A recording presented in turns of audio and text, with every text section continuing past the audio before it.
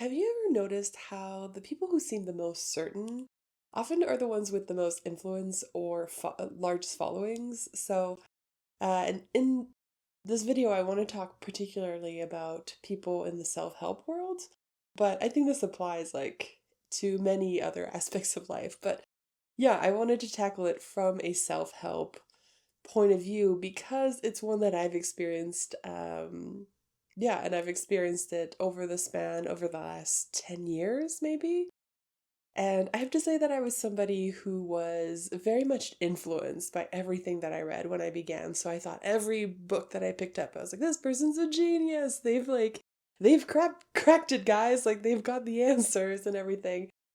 Um, but yeah, after a few years of being in that world and kind of submerging myself in it and even attending things like live events, I started kind of seeing through the BS and that sort of certainty that so many self-proclaimed gurus or leaders in self-help yeah, like that they just put forward this persona, this certainty that can be very alluring when we're starting out because I think a lot of us when we enter self-help, when we start reading self-help books, when we start being on the lookout for these things and wanting these answers is because we're in this time of transition, this time of confusion, this time of vulnerability, this time where we're just like we're not too sure where we're meant to be going, what we're meant to do, what the right answers are. Like something inside of us or some of our beliefs may have crumbled or proven to be unhelpful in the long run, or we may have discovered some things about ourselves that changes the game. And all of a sudden we're looking for answers because of course the best thing to do is go within, but that is not always super obvious because yeah, like so much of our lives we looked outside of ourselves for answers, right? Like think back about being a student and stuff. You looked to the teacher to tell you what was important to learn.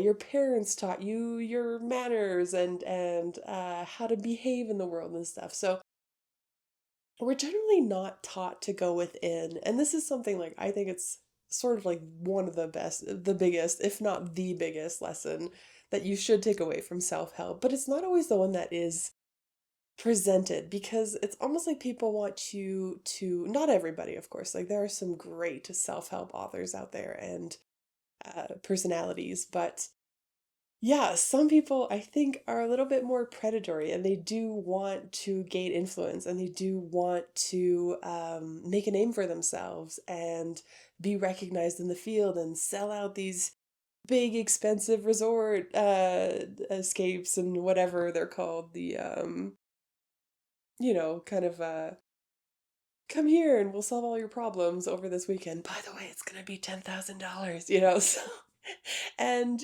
there is a very like it's very almost like encouraged in the sense because that is what other people are doing. And so anyway, yeah, a lot of gurus out there and a lot of self-help authors and personalities will try to sell to you that they have all the answers, that they have figured it out, that without certainty their method is how you are going to get out of your slump or get out of the career that's not working for you or the marriage that's not working for you or the life that's not working for you. And they're going to teach you. They're going to be like, "Yeah, don't worry about it.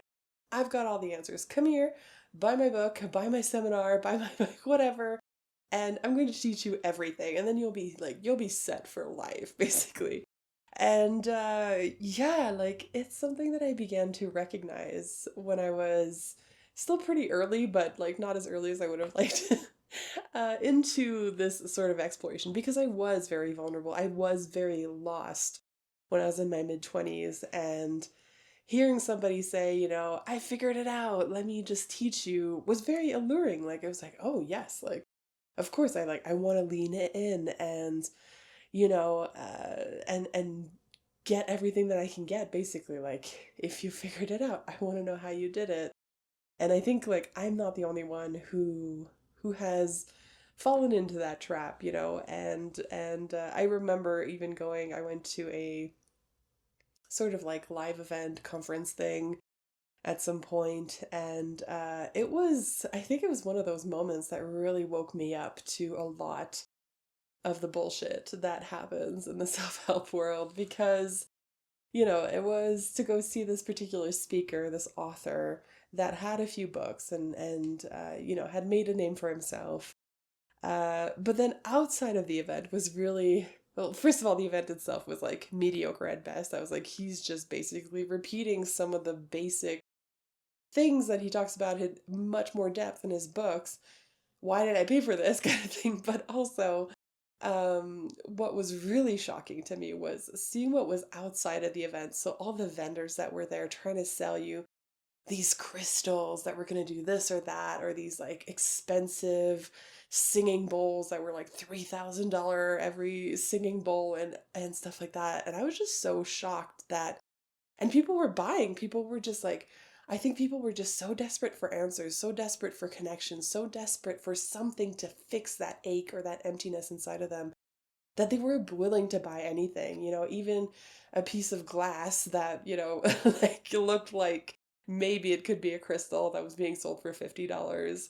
And it was like super shocking to me. It was honestly like, I remember this one woman was selling these meditation sessions of some kind where you would lay on this raised bed, and then she would put this like blanket over you that had dolphins on it, put headphones on you, and then put her cat on you. And I don't know how much she sold these sessions for, but like it was just like crazy to me that, and people were, like I said, they were buying. They were like, people, like as I said, we can be so desperate, right? When we are feeling lost, when we are feeling directionless, for somebody to give us some direction. And it really felt like when I was at this event that all I kept seeing was the abuse and people taking advantage of vulnerable people. And I guess like that's a lesson in itself, right? That maybe you need to learn. Maybe I needed to learn. And that maybe that's just part of the process and everything. But nevertheless, I think I was more kind of like icked out, like, ew, at the people who were doing this, like for a living, that this is how they were making a living and a name for themselves by basically taking advantage of people. And that really kind of like grossed me out. But there is something to be said about the certainty being something that converts people. Like it really, like nuance doesn't. Somebody who has like maybe sort of answers or can discuss things with you might not sell as well as somebody who can say, these steps or these action steps or this method or this blueprint is going to guarantee you success. It's going to guarantee you happiness or whatever it is that they're promising you, right? Like that can sound so alluring. You just want to be like, yes, where do I sign up? Like if there was a magic pill that could take away all your worries, like people would be lining up probably, even if there is a cost to that. There really is.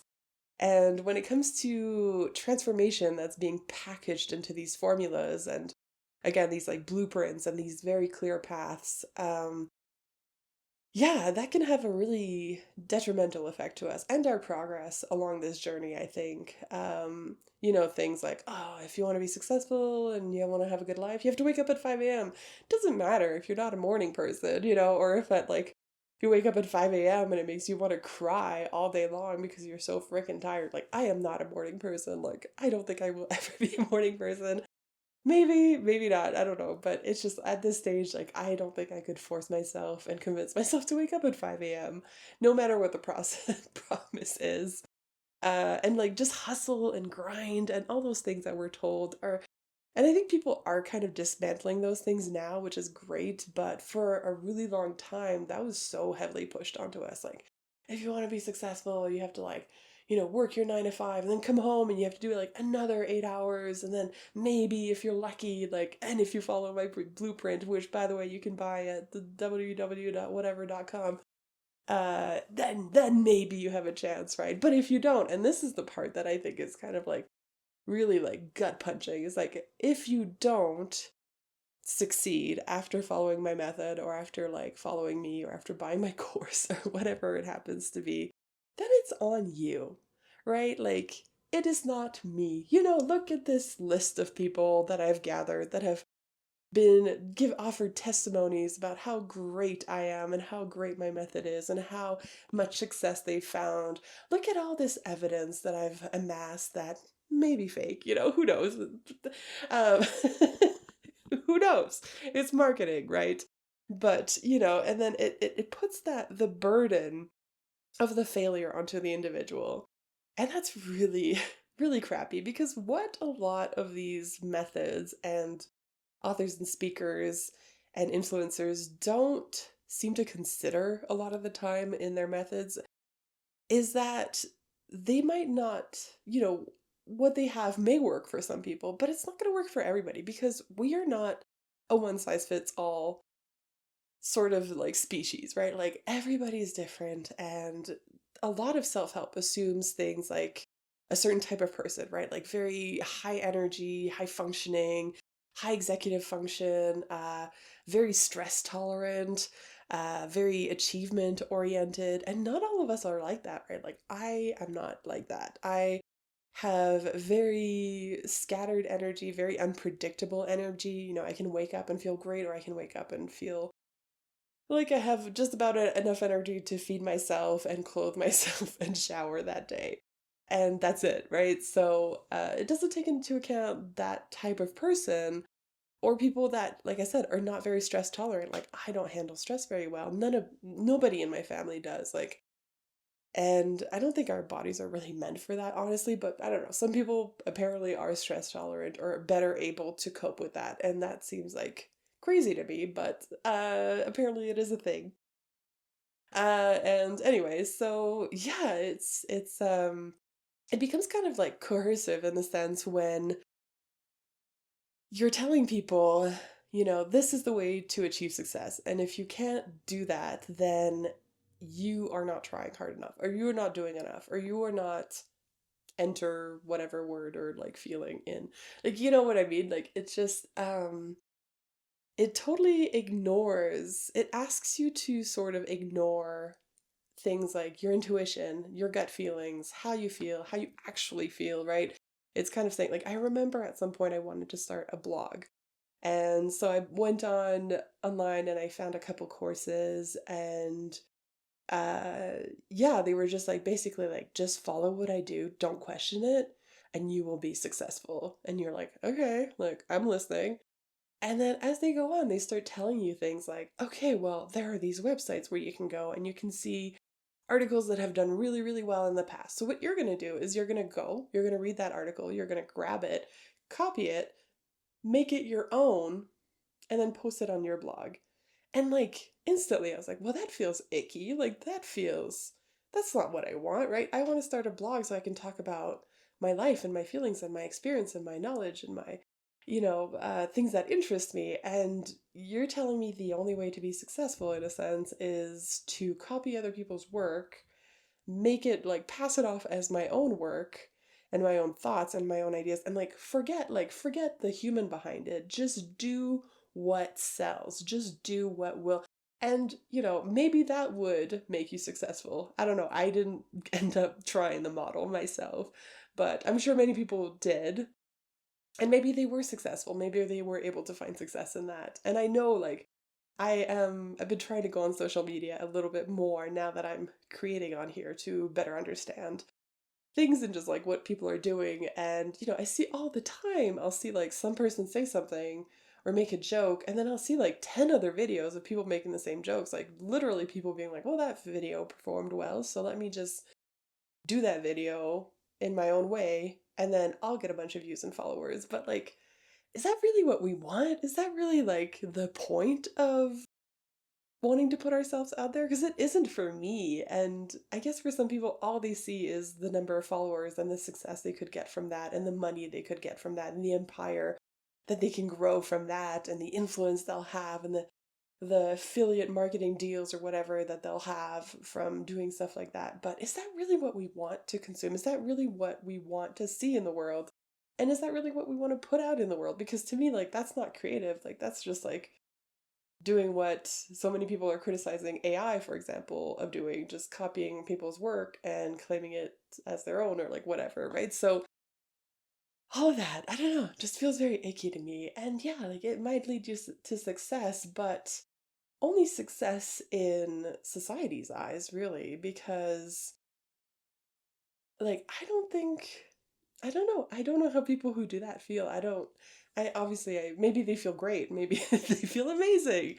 But I know that I would not feel great about doing something like that. Like I need it to be my own thing. And I'm not saying like you can't be inspired by somebody's content or video or book or something to talk. Like this happens to me all the time. I'll be really inspired. I'll read something and I'll be like, oh, this relates to this thing that I've lived in my life and I'd love to talk about it. And like there's nothing wrong with that. That is just like how we have progressed as humans, right? We look at the work of other people and it inspires us to create our own work. And I think that's how we go forward. But sometimes I feel like that's why social media is so much schlop. Like it's so much because like it's just people copying each other. And there's a few in there that obviously that are the the authentic ones, the ones bringing actual new ideas and new yeah, like their own jokes, their own personalities. But yeah, I don't know how far honestly you can go by just copying people like that. But anyway, I've kind of drifted off topic, but kind of what I was trying to get to in talking about all that is that, yeah, when you're asked to just follow someone else's path, a lot of the time that involves ignoring your own feelings, your own intuitions, and your own sense of like what is right and wrong for you, right?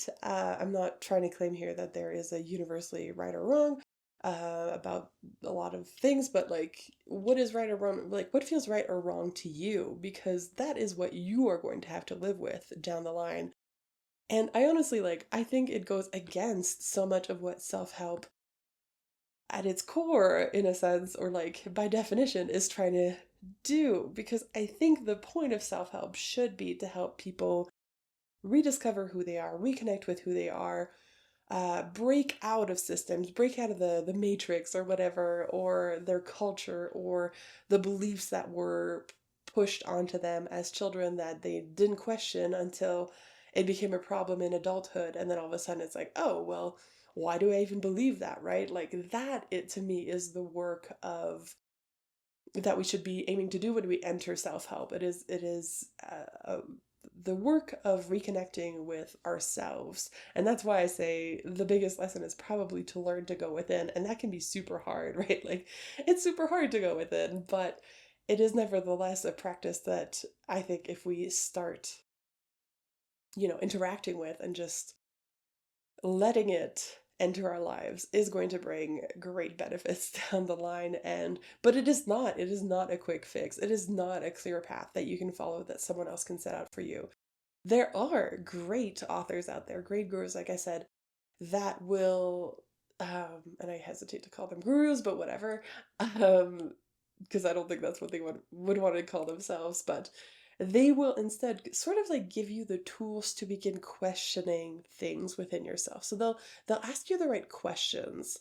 And one of my favorite authors, James Hollis, does this a lot. And he, as much as he shares really good information with us, and like everything he says is just very has a lot of depth and yeah, but so many times in his writing he says like, well, I don't want to give you any answers because my answers are not going to be your answers, and even if you do arrive at some answers, those may change down the line, right? When they become inappropriate for your life or no longer work for you or become a blockage in your life, you may need to revisit those once again. So it's really that work, that inner work that will bring you there, that will help you recognize when certain answers or beliefs that you have no longer work for you, right? So it is not about building a permanent, perfectly outlined path or blueprint for your life.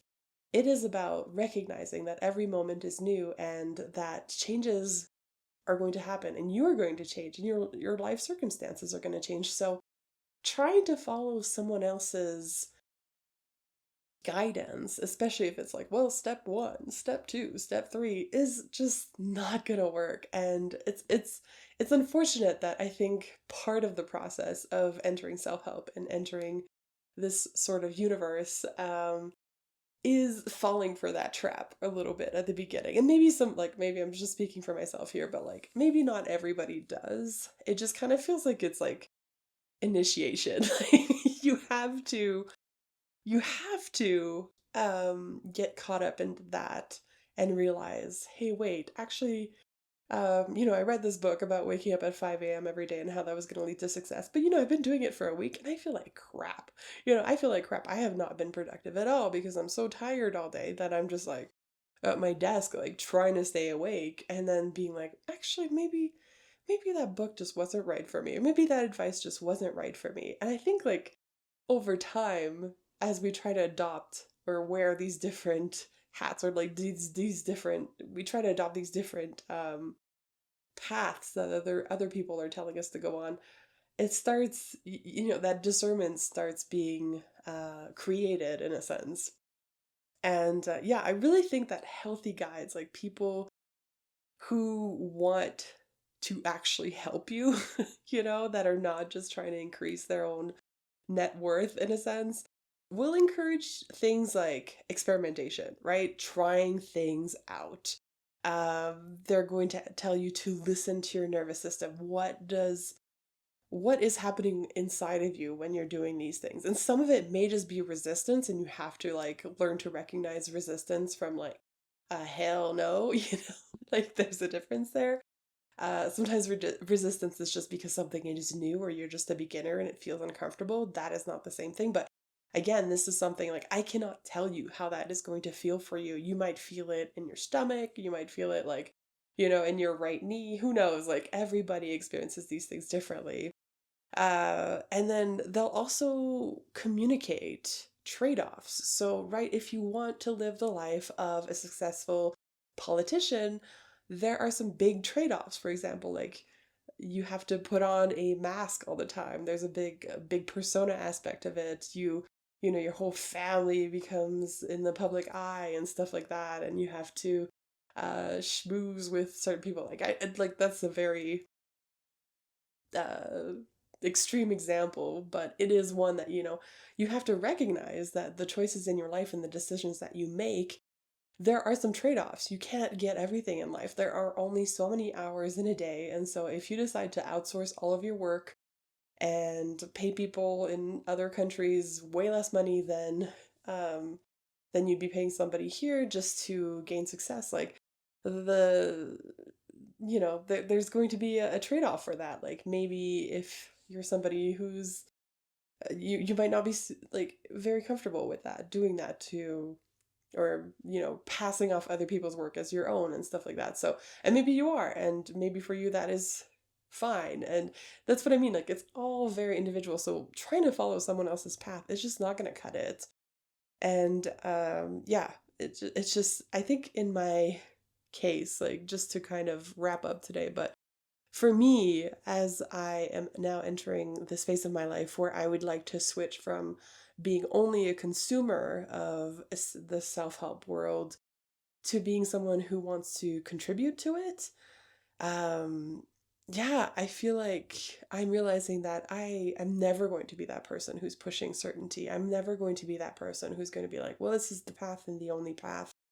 What I'm so much more interested in is context, like the context of someone's life. What have they been through? What are they, what are their strengths, their weaknesses? What are their dreams like? What are the like their family dynamics? What is their situation in their life?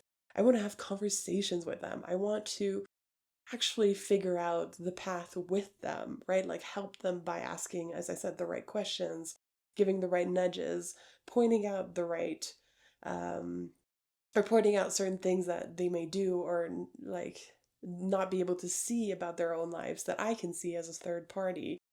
And essentially, yeah, like I said, helping people build their own map, for however long that map will be useful for, just having this sense of autonomy over their lives and knowing that the path that they're choosing, the path that they're embarking upon, is one that is in line with who they are, their nervous system, their likes and dislikes, their energy levels, all of that. So I'm sort of the guinea pig to my own project here. Um, as I start my business and everything, because I'm having to ask all of those questions of myself going forward now. And yeah, I think it's great. I love being the guinea pig, and I'm really hoping that, I can then use what I've learned along the way to help other people do the same and find their own paths in lives, and not something that is one size fits all, right? Something that is very customized and very true to each individual that I would like to work with in the future. So, yeah, I guess that's my little ramble today. Just if you are just starting out in the self help world, be wary of the people who sell you certainty and tell you that they've got all the answers. They don't. And for people who are well into this, well, you might recognize your own sort of path through the self help world. Listening to me, you might recognize that you were also a lot more influenced by everybody at the beginning, and now you have, your maybe your set of favorite authors, or you'll just be able to tell, like I am at this point. Like if I start reading a book and I can just tell it's not going to be for me, I can quickly put it aside and move on to something else. It doesn't have to reflect on me or my limitations or anything. Like it doesn't have to mean anything bad about me that I am not able to be a David Goggins, right, who can do crazy things and just has such an intense life. Like it doesn't mean, like, it just wasn't the life that I was meant to live, or the life that I'm not choosing to live that life. Like I am not interested in living that life, like at my core. And that's okay, right? Like there's nothing that says that that life is the best life that you can live. As I said, there's trade-offs, there are consequences to having such extreme lives. So, yeah, whoever you're looking up to, just know that, however, like, especially if they're very much in the public eye, or very have lots of followers, or whatever measure of success you go by, or you look at, or whatever, just know that there has been trade-offs in their lives to achieve the level of success that they have achieved. And I don't think there's really anything wrong with not being interested in that level of success, right? Even though it's so pushed upon us as a society, um like that you have to make millions, that you'll be so much happier, and all of that. And yeah, I just don't think it's for everybody, and I think that's fine. I would be very unhappy being the CEO of a huge multi-million billion dollar company, whatever. Like that sounds like hell to me, and that's important to know, and that's important to recognize as you embark on the self-help and self-discovery journey, because it's going to help orient you in the right direction and figure out what your values are and what's actually important to you, rather than looking for external validation or external guidance as to what those things should be. So, yeah, nothing wrong with exploring and trying different books out, or trying different paths, but just never let someone convince you not to follow your inner guidance and your inner intuition, because that is, as I said, the true work of self help and self exploration. Like that is all it comes back down to, is what's inside. So, not to be cheesy here, but really, like, that's what it's all about. That is the end goal. And yeah, if you end up having these strong influences that lead you to that, that can be good too. But yeah, just be very careful, basically, not to invest too much in terms of time, energy, money, whatever, into somebody trying to sell you something, like a big promise about how they're going to fix everything about your life. That's my little caution warning of the day. So, Anyway, I'll end it here for now, but as always, thank you for listening. Feel free to follow, comment, whatever, and I'll see you next time. Bye.